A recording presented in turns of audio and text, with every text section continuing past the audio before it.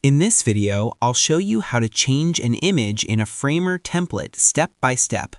This guide is perfect for beginners, and you don't need any previous experience with Framer to follow along.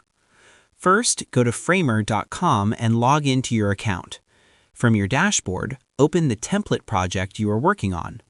Once the project loads, you'll see your website layout on the canvas. Now scroll through the page and find the image you want to replace.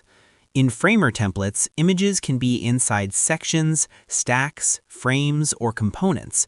When you click on an image, you'll see a blue outline around it, and its settings will appear on the right panel.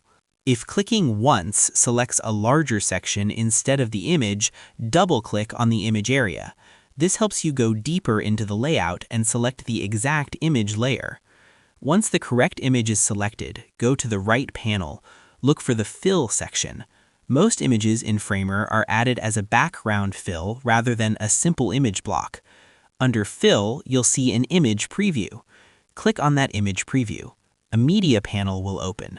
From here, you can upload your own image by clicking Upload, or choose one from Framer's built-in assets if available.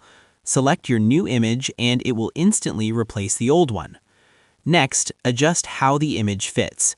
In the Fill settings, you'll see options like Cover, Contain, or Fill.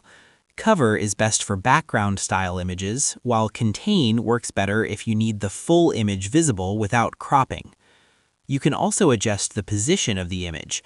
Still in the Fill settings, change the position controls to move the focus area, especially if parts of the image are being cut off.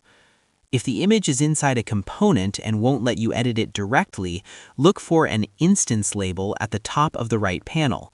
In that case, click Edit Main Component or detach the instance, then change the image the same way through the Fill settings. After replacing the image, check spacing and alignment. Sometimes a new image has different proportions, which can affect layout.